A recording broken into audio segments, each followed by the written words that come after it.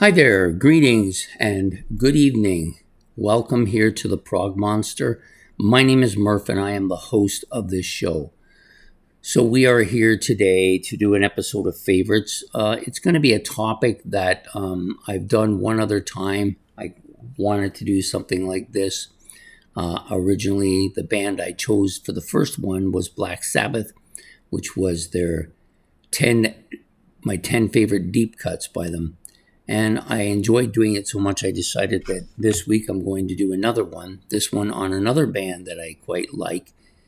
Yes is the band. So the problem with Yes is that most of their stuff falls outside of the criteria that I set for it. So the criteria is very simple. It can't be a single that they released. It can't be a big song that everybody knows. It has to be something that is a little bit more obscure. The Yes fans would know it, of course, but not all people listening to this will know all of these songs. They may know some of them, of course. So I picked out 10 and a couple of honorable mentions, which I'll give at the end.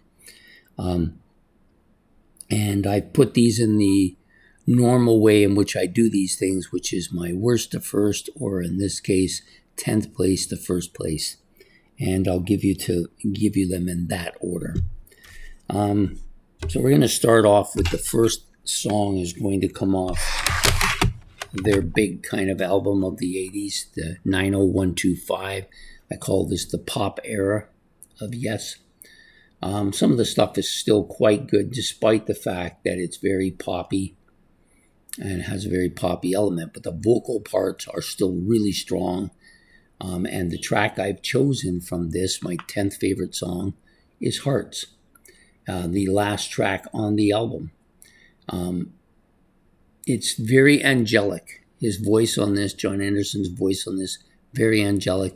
And the harmony parts to it are so good. Just absolutely among their best harmony parts.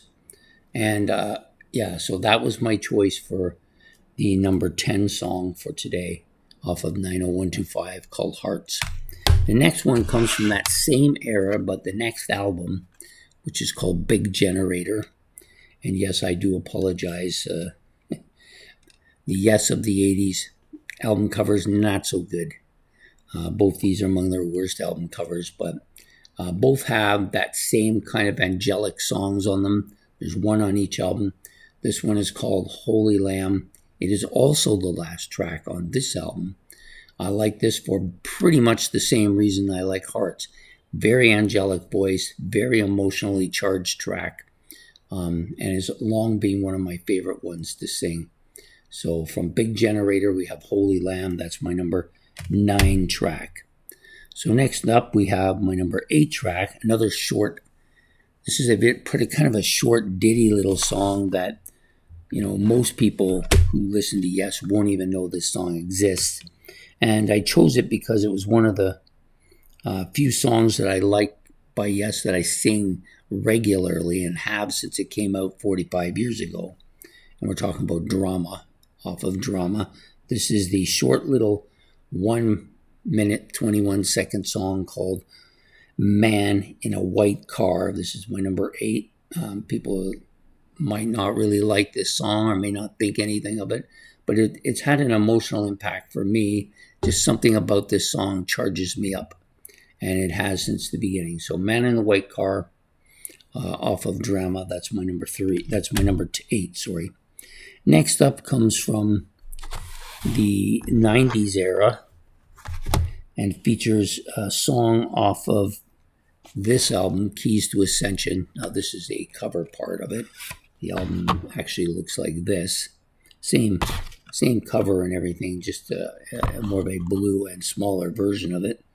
So this is called Mind Drive. It's the opening track on the studio album disc. So there's two discs on this album. Disc 1 is recorded live, and disc 2 is the studio tracks. Opens up with the side-long epic called Mind Drive. I love it. Steve Howe's guitar is great on this. Typical Steve Howe sound, too. this is probably my favorite track by Yes in that decade. I quite like it a lot. I wish they'd done more stuff like this. But still excellent song, Mind Drive. Very different from the first three numbers. So this is my number 7 off of Yes's Keys to Ascension 2.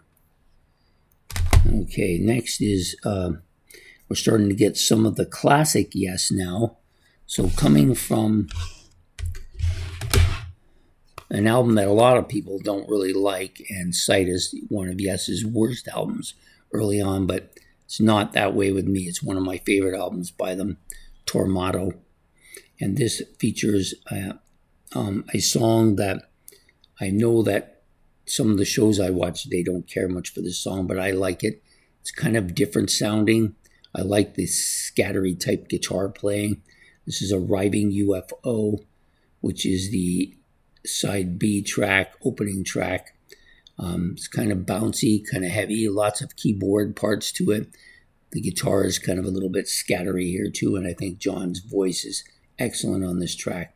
So that's going to be my number 6 song, Arriving UFO from Tormato, or Tormato if you prefer it.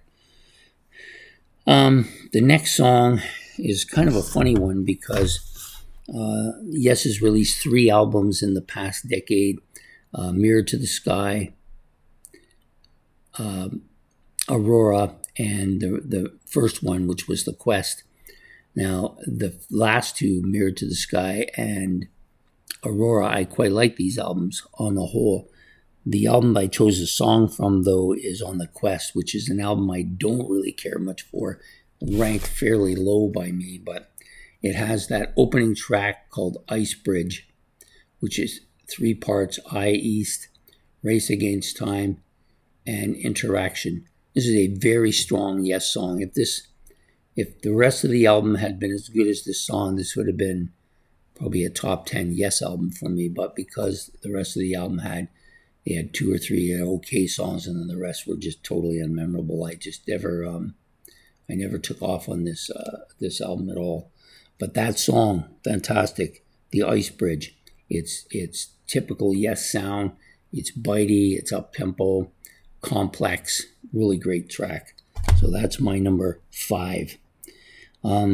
Number 4, as we get moving down here, we're going to go to an album that has never really got kind of the due it should get from me. I don't know why that is.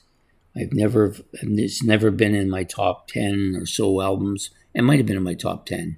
Not 100% sure, but Yes is Going for the One album. The song I chose, though, is Turn of the Century. The rest of these tracks, Parallels and Going for the One, of course, were singles. Or was it Parallels and Wondrous Dreams? Could have been those 2. But anyways, this and Awaken, of course, is one of Yes's big legendary songs. So the song I went with here is Turn of the Century. I've always liked this. It's got a real classical feel to it. The acoustic guitar or classical guitar by Steve Howe is fantastic. John's voice is really good.